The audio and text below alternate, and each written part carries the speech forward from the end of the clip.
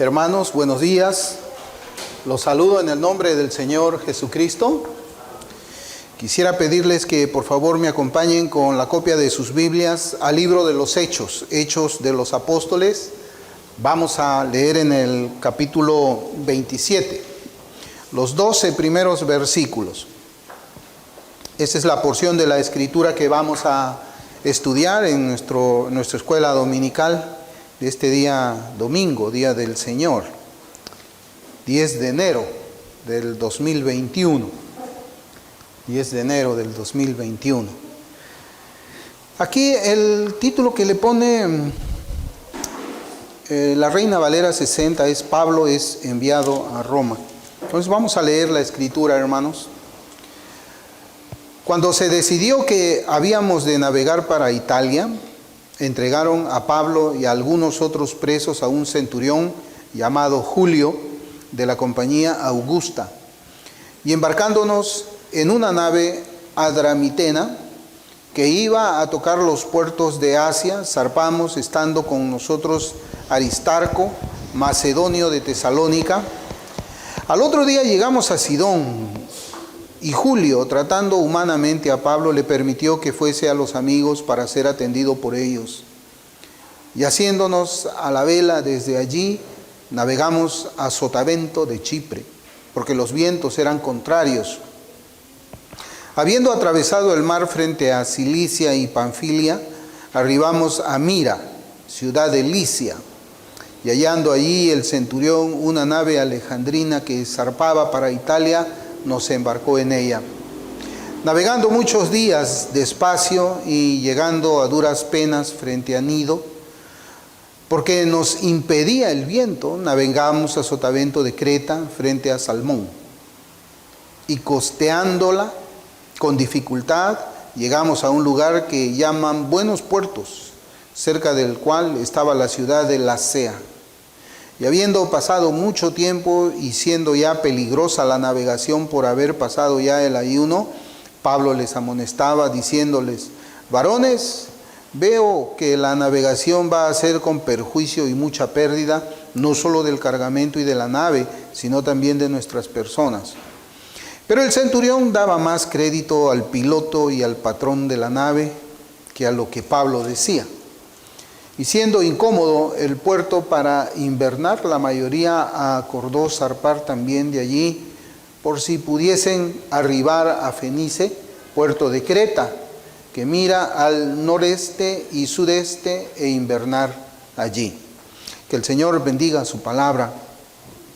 Esta porción que hemos leído en esta mañana, hermanos, yo creo que debe hacernos meditar acerca de cómo es que nosotros podemos saber si es que estamos caminando en la voluntad del Señor o si es que no estamos caminando en la voluntad de nuestro amado Salvador. Yo creo que esa es una forma muy importante, un texto bastante importante y de aplicación para nuestras vidas, más todavía en los tiempos difíciles que nosotros nos está tocando vivir ahora. Las noticias no son muy buenas, no son muy alentadoras para la iglesia, pero igual nosotros vamos a continuar haciendo lo que hemos hecho siempre. Hemos orado al Señor, hemos leído la Escritura, hemos puesto siempre nuestra confianza en Cristo, sin importar las cosas que viniesen. Tal vez ahora nosotros deberíamos orar con más intensidad para que el Señor pueda hacer más tolerable estos tiempos que se avecinan para todos los cristianos. Pero van a venir tiempos malos, ¿Y cómo es que nosotros sabemos si es que estamos dentro de la voluntad del Señor o no estamos dentro de la voluntad del Señor? Ya comenzamos a ver algunas censuras, algunas oposiciones, ya no de manera encubierta, sino podemos decir, se han quitado la careta y han mostrado su verdadero rostro. Existe pues ya una corriente de un pensamiento único, y aquel que no piense de esa manera, pues simplemente es cancelado, es eliminado, es censurado, es quitado. Y bueno, ¿cómo es que nosotros tenemos que medir nuestro caminar en el Señor? ¿Cómo es que tenemos que medir nuestro cristianismo en este tiempo en que vamos a encontrar mucha oposición? Bueno, yo creo que este capítulo nos enseña a nosotros acerca de eso. Cómo es que debemos nosotros medir nuestro cristianismo. Y en este capítulo 27 del libro de los Hechos se narra pues el naufragio que sufrió la embarcación donde estaba viajando el apóstol Pablo. Desde el versículo 1 hasta el versículo 12, que es la parte que hemos leído nosotros, se pueden leer los pormenores descritos por Lucas antes de que la nave pues encallara. Y podemos notar, hermanos, algo que a mí me llamaba mucho la atención, era la forma como es que Lucas escribía todo este relato, estos 12 primeros versículos, cómo es que él conocía las ciudades, los puertos, cómo es que él conocía las embarcaciones, cómo es que él podía hacer diferencia entre una embarcación débil y una embarcación más fuerte, cómo es que él podía hacer una descripción de los vientos cuando estaban a favor y los vientos cuando estaban en contra. ¿Cómo es que él podía hacer diferencia de todo eso siendo él médico? Es algo interesante. Y la única respuesta que nosotros podemos encontrar a este conocimiento de Lucas y que el Espíritu Santo puso en su corazón para escribir esto, es la experiencia que él había ganado en los viajes misioneros acompañando a Pablo. Él acompañó muchas veces al apóstol Pablo, él conocía los nombres de las ciudades, los nombres de los puertos, él sabía cómo es que debía de navegarse por esos mares, ¿no? Y Lucas pues ahí escribe con mucha precisión los detalles del viaje y lo hace como si él mismo fuese un marino experimentado y no un médico de profesión. Y es que a veces nosotros comenzamos a adquirir cierto conocimiento de las cosas, no porque lo hayamos estudiado, sino porque sabemos cómo son. Sabemos, por ejemplo, qué cosa es lo que va a pasar en unos años más adelante con el cristianismo. Personalmente yo tengo una posición que no es muy alentadora de cómo es que la fe evangélica va a avanzar, cómo va a ser la relación que va a tener el cristianismo con la sociedad secular. Yo no tengo una perspectiva muy positiva en cuanto a eso, sino por el contrario, yo creo de que los días van a ser malos y van a ser malos. ¿Y cómo es que nosotros podemos llegar a esa conclusión?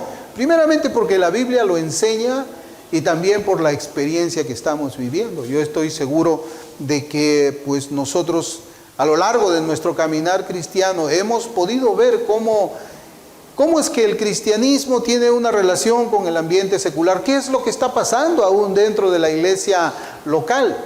Yo tengo 17 años de creyente, seguramente aquí también hay hermanos que tienen mucho más años de creyente, y ellos, si hacen alguna especie de memoria de cómo es que era el cristianismo de repente hace 20, 25, 30 años atrás, van a llegar a la conclusión de que las cosas no están bien. Y lo que se presenta es un cuadro de declive, o sea, va a ir cayendo aún más y aún más y aún más. Es decir, de acá a 2 años las cosas van a estar peor de las que están ahora. Pero nosotros, como yo les digo, tenemos que medir nuestro cristianismo no por lo que vemos, no por la manera como es que las personas aceptan o rechazan el mensaje de Cristo, sino por la Escritura, por lo que la Escritura nos enseña. Ese es nuestro termómetro. Eso es lo que yo quisiera que nosotros siempre tengamos en nuestra mente y en nuestro corazón. No vamos a medir nuestro cristianismo por la cantidad de amigos que tenemos. Eso no es una manera tampoco de medir si es que estoy haciendo bien las cosas. No vamos tampoco a decir, bueno, quiero saber cuántas personas me aborrecen para saber cómo es que va el cristianismo que yo estoy practicando. Esa tampoco es una manera de que nosotros podamos saber, ¿no?, si es que estamos haciendo las cosas bien, si es que somos fieles al Señor. Esa no es la manera, no es la manera, ¿no? Y eso es lo que vemos en Lucas. Miren, como Lucas y Pablo siendo un hombre que construía carpas, Lucas siendo un médico, ellos ya conocían de la navegación, ellos ya conocían de cómo es que era el tiempo o las tempestades que se levantaban en el tiempo del invierno. Y parece que lo conocían más que Julio. más que el centurión que estaba a cargo. Conocían todo eso más que el piloto y dueño de la embarcación en la cual ellos estaban navegando. Entonces, la experiencia, hermanos, sí nos enseña a nosotros muchas cosas, pero no necesariamente nos va a decir en la parte espiritual si es que estamos caminando mal o estamos caminando bien. Es la Escritura. Siempre tenemos que confrontar nuestra vida, nuestro mensaje con las Escrituras. ¿Por qué? Porque la Escritura no cambia. Y la Escritura no cambia porque Dios no cambia. Es perfecta, infinita e inmutable. Esa es la Biblia. Entonces, en todos los tiempos, pueden haber habido unos tiempos muy buenos, la época dorada del cristianismo en Inglaterra, cuando pues había una cantidad de conversiones, habían grandes avivamientos que no vemos ahora, pero el cristianismo de ese tiempo también se medía por la Escritura.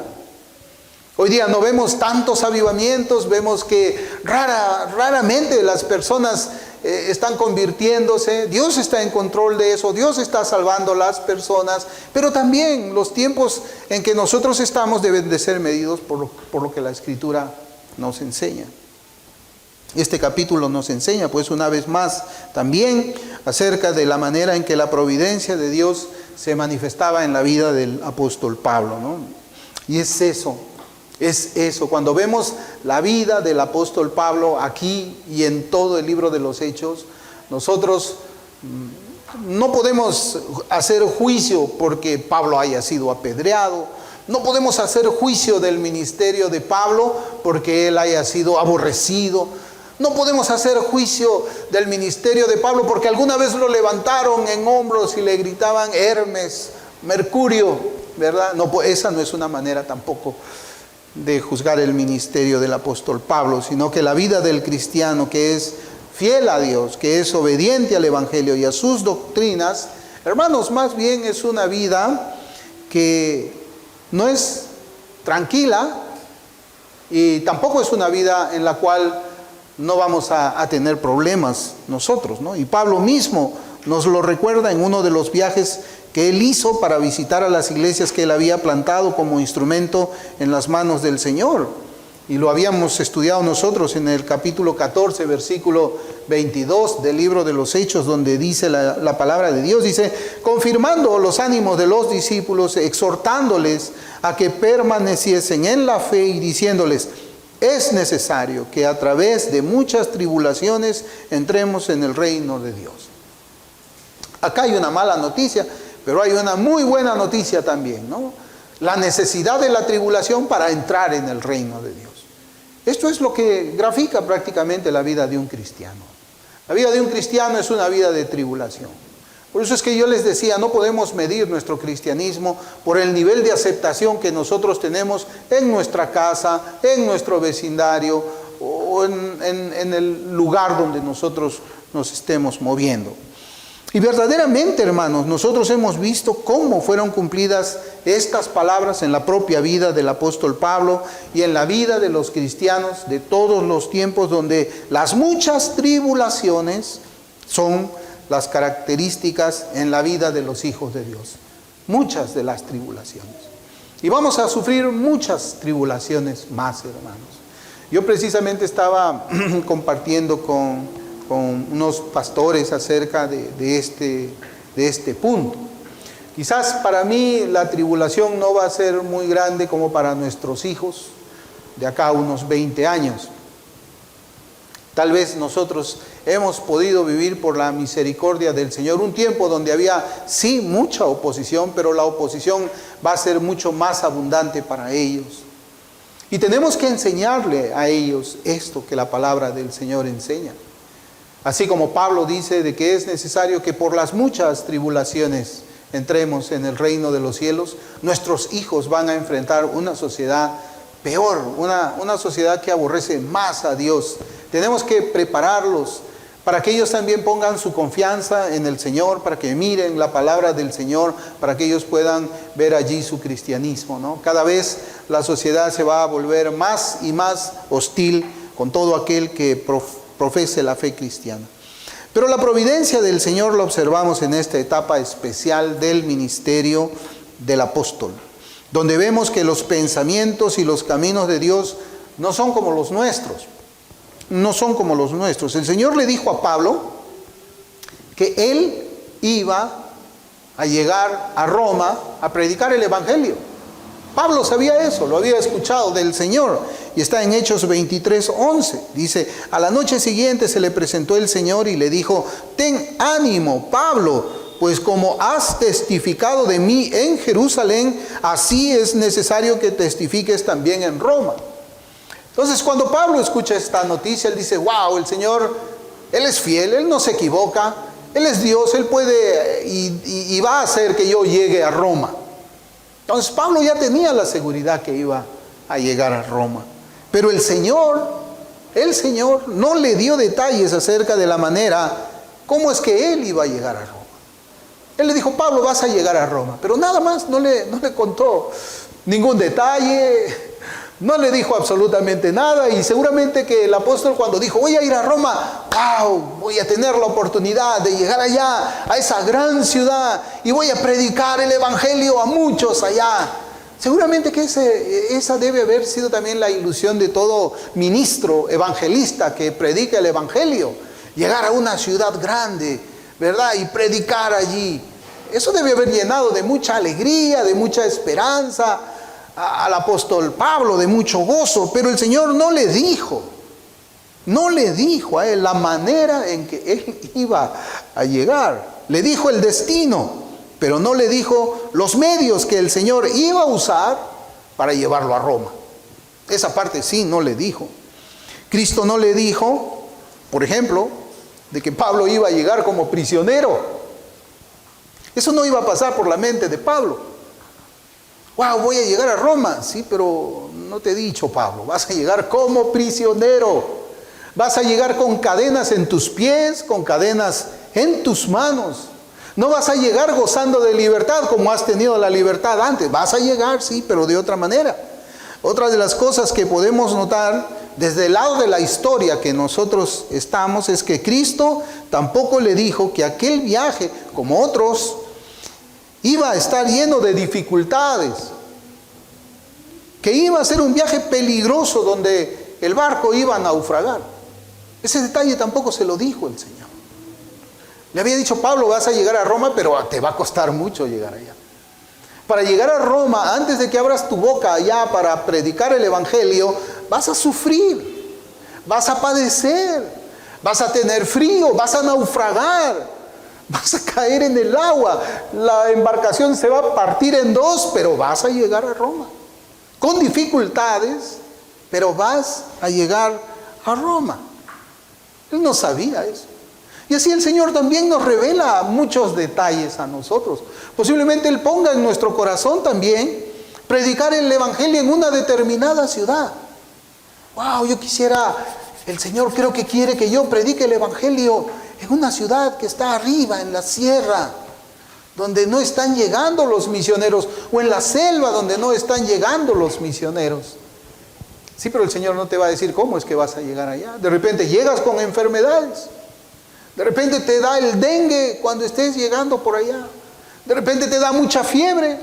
No tienes una casa donde estar, o cuando llueve tu techo tiene muchos agujeros y cae mucha agua dentro de tu cama, pero estás llegando. Estás llegando. Vemos entonces que Pablo junto con otros prisioneros fueron puestos bajo la custodia de un centurión llamado Julio. Y ahí nos da un detalle, es de la compañía Augusta. Y ellos suben en una embarcación que había llegado de Asia Menor. Eso es lo primero que nosotros podemos encontrar en el relato de la Escritura. Yo quisiera ampliar un poco los detalles de lo que la Escritura nos enseña. Y hay que reconocer algo, que esta compañía Augusta estaba compuesta por soldados que eran escogidos por la mano del emperador romano. Eran escogidos. Era una especie de las fuerzas especiales del Imperio Romano. Eran una clase de soldados expertos en guerra, expertos en la lucha cuerpo a cuerpo, con arma de mano. Eran, como les digo, eran una especie de comandos de nuestros días, unas boinas verdes que también escuchamos, ¿verdad? Eso es lo que eran, lo mejor del ejército de aquellos días. Y nos ponemos a pensar, hermanos, aquí la forma como Dios trabaja. Y ya lo hemos visto nosotros. La vida de Pablo estaba en peligro.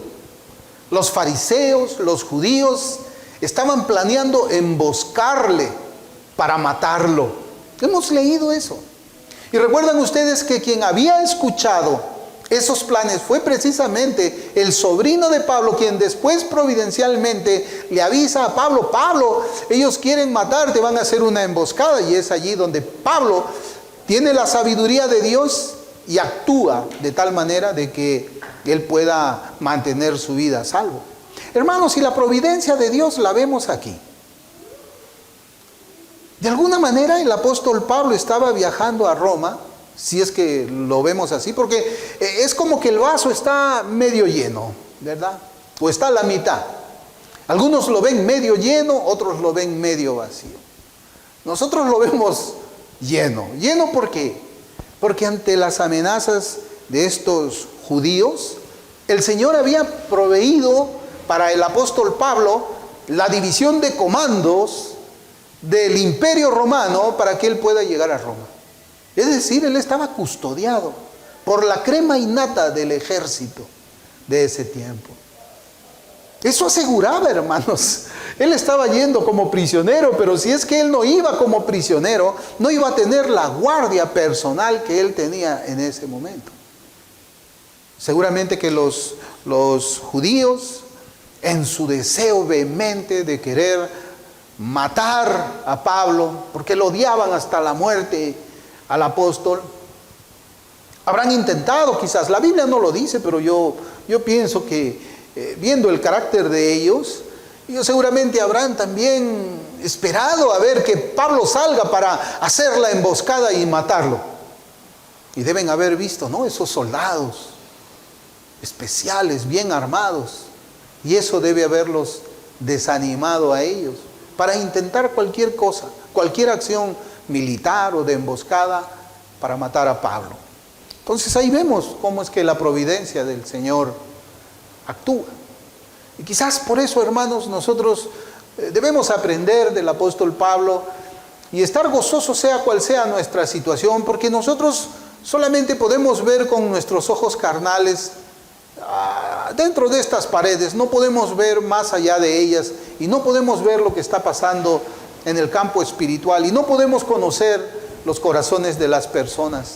Yo creo que el Señor muchas veces permite esta clase de situaciones en nuestras vidas para protegernos de alguien, para protegernos de personas, para separarnos también de ellos, ¿verdad? Bien, entre aquellos pasajeros también se encontraba un hombre Aristarco. Aristarco, el Señor, ¿cómo es de misericordioso que, pues en su providencia, Él permite también que Aristarco haya sido capturado como prisionero? La Escritura nos enseña eso, que Aristarco era un devoto hermano cristiano de Tesalónica, que había estado en el grupo que acompañaba a Pablo a Jerusalén más de 2 años antes. O sea, se conocían y las Escrituras lo mencionan. Yo he citado acá unos pasajes. En Hechos capítulo 19, versículo 29 dice: y la ciudad se llenó de confusión y aún se lanzaron al teatro arrebatando a Gayo y Aristarco, macedonios compañeros de Pablo.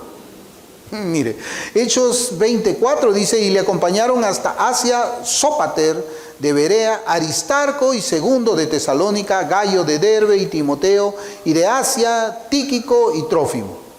Y en Colosenses 4:10 dice: Aristarco, mi compañero de prisiones, os saluda, y Marcos, el sobrino de Bernabé, acerca del cual habéis recibido mandamientos, si fuere a vosotros, recibidle. Miren, ahora Pablo, prisionero, está viajando con otro prisionero, su compañero de prisiones. Yo imagino que el Señor también usa esa providencia para que sus planes sean realizados, pero los corazones de sus siervos también sean consolados. Yo imagino la mucha consolación que debe haberle hecho Pablo a Aristarco y Aristarco a Pablo, ministrándose ellos mismos mientras en cautividad estaban viajando a Roma para cumplir la voluntad del Señor. Y el Señor es bueno. Elías decía, solo he quedado yo, Señor. Ustedes recuerdan mucho, solo he quedado yo, Señor. No había quedado él. Habían 100 más que habían sido guardados en grupos de 50 por un profeta, ¿no? Entonces, el Señor siempre no va a permitir que estemos solos. Y dependiendo de la misión que Él nos da, siempre va a poner a un cristiano fiel a nuestro lado para que nosotros podamos seguir en la batalla, seguir en el deber cristiano al cual hemos sido encomendados por el Señor. Otra de las cosas también que el Señor nos resalta es la manera como es que el centurión Julio trataba al apóstol. Dice la Escritura que lo trataba humanamente bien, permitiéndole visitar a los hermanos y ser atendido por ellos. El centurión podía haber hecho más radical las condiciones en las cuales estaba viajando Pablo, pero el Señor no lo permitió. El Señor, con su mano invisible, había tocado la mano del centurión para que el centurión sea amable con el apóstol, para que el centurión sea cortés con el apóstol. El centurión era un soldado, un hombre de guerra, un hombre duro. ¿Cuántas batallas habría estado? ¿Cuántas veces con su espada habría matado personas? Y esa situación, hermanos, de pertenecer a unas fuerzas especiales, como yo les digo, que estamos viendo aquí, ¿cuántas veces hemos escuchado de aquellos que regresan de las batallas, regresan endurecidos? No son lo mismo de antes. Sin embargo, este centurión trataba humanamente al prisionero. Y esa es, hermanos, también la obra del Señor que está tocando a las personas que están alrededor de sus siervos. Es cierto, estaba prisionero, era lo más óptimo para preservar la vida del apóstol, pero además de preservar la vida del apóstol, toca el corazón de aquel general de guerra para que sea amable, humanitario, cortés con el siervo del Señor. Con el siervo del Señor. Y hasta aquí todo parece muy bien. Hasta acá lo vemos, pues, no, bueno, ya está la guardia, ahí lo tratan humanamente bien a Pablo, bueno, parece que el viaje va a ser bueno. Podemos decir, no, wow, el Señor está haciendo con Pablo, Pablo de repente debe haber notado eso, debe haber estado orando la iglesia también. Dirán, bueno, a partir de ahora todo parece indicar hasta este punto de que las cosas van a caminar muy, muy, muy bien. El viaje va a ser un buen viaje, ¿no? Ya tenemos a Pablo bien cuidado, bien custodiado, con los hermanos, bien acompañado. Va a ser como un viaje de crucero por el Caribe, ¿no? Así podemos decir. Y esto es lo que puede esperar cualquier cristiano. Cualquier cristiano diría, bueno, esa es una señal que Pablo está dentro de la voluntad del Señor. Mira, todo le va bien. Esa es la señal que él está dentro de la voluntad del Señor, que el Señor se está agradando de su vida, ¿no? Bueno, posiblemente alguien piensa, ahí está. El Señor está asegurando una vida libre de problemas. Libre de problemas. Pero más bien a partir de ese momento, hermanos, nosotros por las Escrituras vamos a notar que las cosas no van a salir bien. A partir de ese momento las cosas van a ir mal. Pero el hecho de que las cosas comiencen a ir mal no significa de que ellos están fuera de la voluntad del Señor. Es decir, hermanos, aun cuando estamos dentro de los planes de Dios, aun cuando estamos cumpliendo la voluntad del Señor, siempre van a haber vientos contrarios. Los vientos contrarios nunca deben ser tomados como señal de que estamos caminando en contra de Dios. Nunca. Tal vez esos vientos más bien son la señal que estamos caminando en contra de la mundanalidad, en contra del error doctrinal, en contra del libertinaje, en contra de las filosofías ateas, en contra de todo este sistema que ahora, hermanos, está estableciendo Es un sistema en contra del Señor. Eso es lo que podemos ver, ¿no? Porque también vemos aquí que después de dejar Sidón, tuvieron que navegar alrededor de Chipre, dice la Escritura. En lugar de ir directamente hacia Italia en el oeste, tomaron esta decisión. ¿Por qué? Porque los vientos eran contrarios. Yo pienso, hermanos, de que hay un axioma en geometría, creo que dice de que el punto más cercano entre un punto y otro punto es una línea recta, ¿no? Y a veces en esa navegación ellos podían haber dicho, bueno, vamos a trazar una línea. Y hemos visto muchas, yo nunca he estado dentro de una cabina de mando de un barco, pero hemos visto en la película, ¿no? Ellos usan sus compás, su regla y trazan una línea, tenemos que ir así, ¿verdad? Y seguramente que ese viaje, si es que se traza una línea recta, debía haber durado, hermanos, aproximadamente unos 5, 6, una semana, a lo mucho. Una semana debía haber durado, ¿no?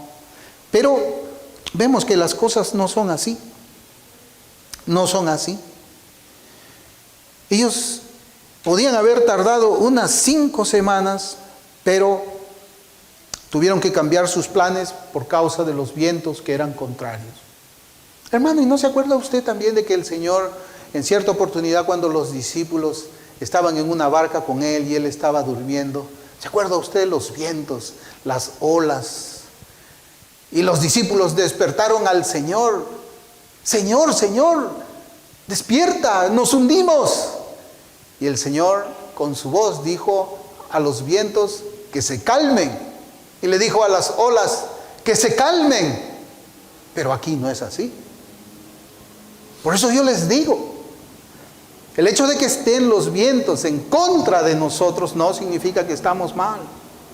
Dios tiene poder sobre la naturaleza. Dios tiene poder sobre las circunstancias. Pero en este caso el Señor quería hacerlo de esa manera. Quería hacerlo de esa manera, ¿no? Entonces, a partir del versículo 5, las Escrituras comienzan a describirnos, pues, las primeras dificultades de este viaje. Como les digo, normalmente desde donde ellos estaban hasta Roma, ellos tardarían aproximadamente, 5 semanas. 5 semanas. 5 semanas. Pero aquí lo que vemos es que ellos tuvieron que saltar de un barco, saltar a otro barco, a buscar a alguna nave que se dirigiese a Roma, que era el destino donde ellos querían llegar. No era fácil, ¿verdad? Pero Dios estaba con ellos. Dios estaba con Pablo. Y este viaje pues se estaba convirtiendo en un viaje bastante lento. Lento. Los vientos eran contrarios. Y eso ocasionaba que el barco tenga problemas para mantenerse cerca de la costa. Navegando con esas dificultades, ellos pueden llegar a Mira, dice la Escritura, donde el centurión encuentra otro barco que transportaba cereales y estaba camino a Italia. Y este barco, de acuerdo a las características que nosotros podemos encontrar a través de los diccionarios, por la descripción que hace Lucas, era un barco más grande. Era un barco posiblemente 3 veces más grande. 3 veces más grande. Era una cosa grande. Sin embargo, aunque la embarcación era más robusta, el mar los iba a mantener en problemas a la tripulación y a los pasajeros. Y es que no debemos poner nuestra confianza en esas cosas, en lo material.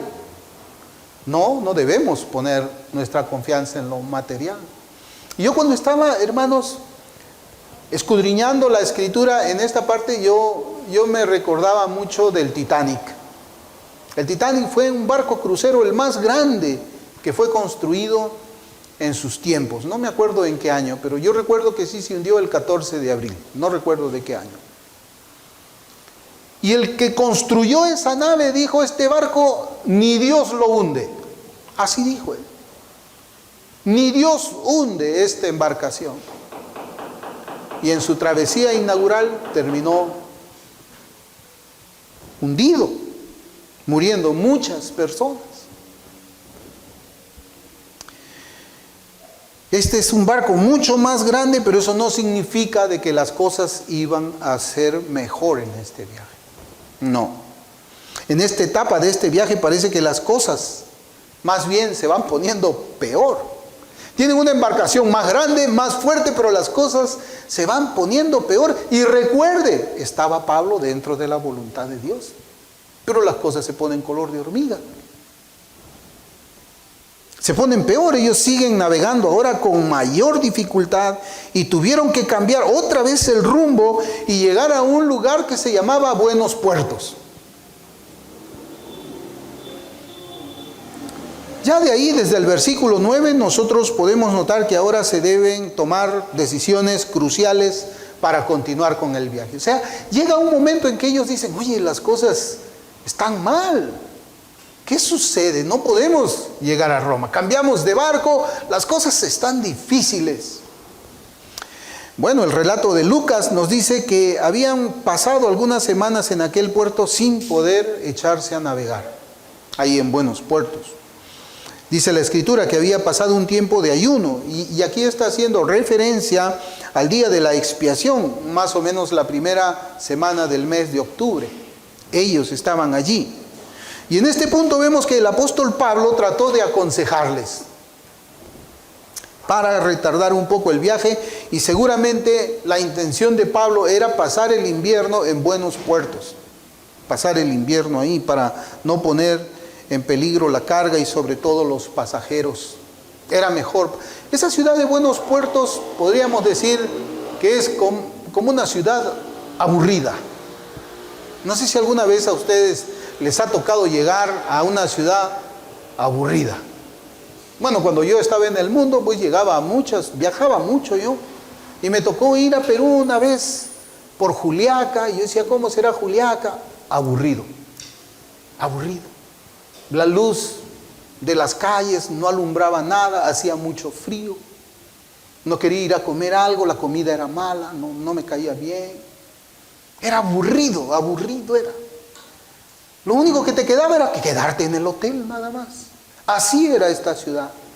Buenos Puertos. Era una ciudad donde no había nada que llame la atención, no había un lugar como para visitar y distraerte, absolutamente nada, 100% aburrido.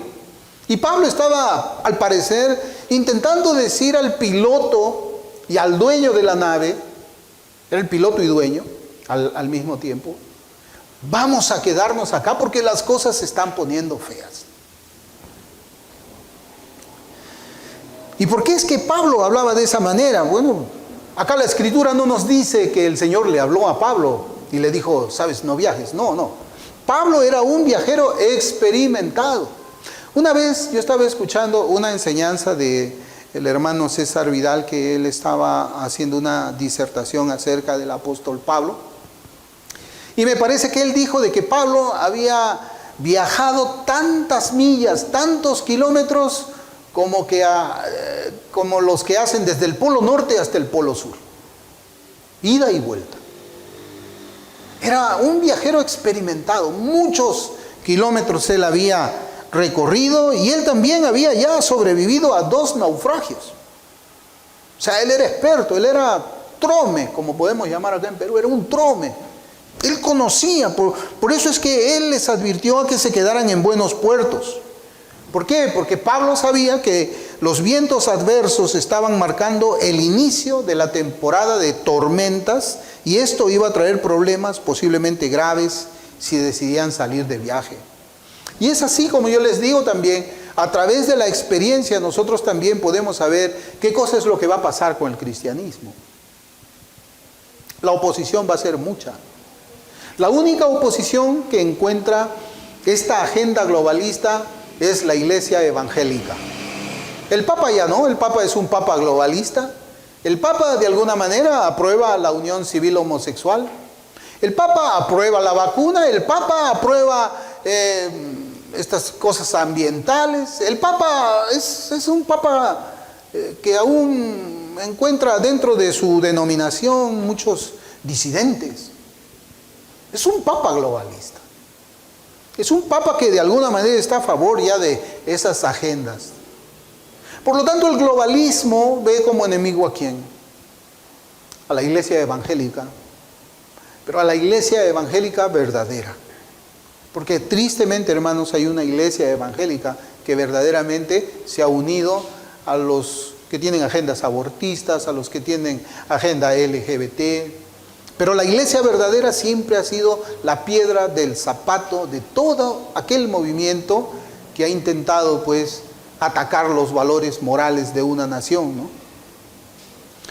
Entonces, esto nos enseña también la experiencia, que se van a poner, como yo les digo, los tiempos muy difíciles. Los viajes por mar en los tiempos de invierno se volvían cada vez más peligrosos y más peligrosos en cuanto el invierno llegaba cada vez más. Pero aquí vemos que el centurión prefirió el consejo del piloto del barco, que al parecer era también el dueño, como yo les digo, así que la mayoría decidieron intentar llegar a Fenice, un puerto en la ciudad de Creta. Ellos intentaron llegar a Fenice. Y mire, ellos pensaron que navegar solamente 40 millas no es mucho. 40 millas son como 60 kilómetros, 65 kilómetros. No es mucho. Ellos querían llegar allá, querían salir de ese puerto para llegar allá. Y ellos dijeron, bueno, no es de mucho riesgo viajar 65 millas, 65 kilómetros. No es mucho riesgo, ¿verdad? Es algo como que es aparente, lo hacemos en un toque. Ellos pensaron. Ellos vieron que las condiciones eran poco favorables para intentar navegar estas pocas millas, pero las condiciones que son poco favorables, no eran completamente desfavorables, no siempre son la señal de la voluntad de Dios. O sea, si en algún momento ellos vieron, pero parece que las cosas se están calmando un poco, vamos a navegar. Tomemos ese riesgo de navegar. Parece que las cosas ahora se están calmando un poco, las tormentas, pero eso no significa de que la voluntad de Dios ahora está a favor de ellos. Yo lo que quiero que ustedes vean junto conmigo es esto. ¿Cómo es que la voluntad de Dios no se refleja cuando las cosas van muy mal? No significa que estamos fuera de la voluntad de Dios. Cuando las cosas van mejorando, no significa de que ahora Dios está de nuestro lado. Dios no estaba del lado de ellos en ese momento. La mayoría de personas piensan pues de esa manera. Si todo parece ir muy bien, Dios está de nuestro lado. Dice. No, Dios aprueba esto. Pero eso no es necesariamente cierto. Esto, como yo les decía, es una enseñanza acerca de la verdadera vida cristiana, hermanos. Una vida que va más allá de las simples apariencias de lo que nuestros ojos pueden ver. Estar en medio de las dificultades no significa que estamos en contra de la voluntad de Dios. No significa, nunca lo piense así. Nosotros no nos guiamos por nuestra conciencia. A veces nosotros escuchamos que alguien dice, si tu conciencia no te reprime, hazlo. No, la conciencia no es nuestra regla de lo que debemos creer y debemos practicar. Es la Biblia. Las circunstancias que nos rodean tampoco expresan que la voluntad de Dios esté a favor de nosotros o la voluntad de Dios esté en contra de nosotros. La fidelidad a Dios está expresada aquí en la Escritura. Y nosotros debemos mantenernos fiel a Dios y sabemos que estamos actuando con fidelidad a Dios por lo que la Escritura dice, no por el índice de aprobación que yo tenga o el índice de desaprobación que yo tenga. Eso no nos enseña este pasaje, no nos enseña. Por eso estar en medio de las dificultades no significa que estemos pues en contra de la voluntad del Señor. Y estar en tiempos tranquilos tampoco significa que estamos dentro de esa maravillosa voluntad. Ser fieles al Señor y su palabra nos puede poner en circunstancias difíciles, pero debemos perseverar. No debemos desmayar y mantenernos fieles al cargo que el Señor nos ha mandado por medio de las Escrituras. Ese es el mensaje que nosotros vemos en estos 12 primeros versículos. Para conocer la voluntad del Señor no debemos de fiarnos en nada que no sea la Escritura. Para saber si estamos siendo fieles a Dios, tenemos que ir a la Biblia. Nuestro corazón debe estar tranquilo en la medida que nosotros actuemos bíblicamente, aunque por fuera las condiciones parezcan adversas, contrarias a nosotros. Es la Escritura, nuestra guía de fe, lo que debemos creer y lo que debemos practicar también. Ese es el mensaje de este estudio para esta mañana. Vamos a orar.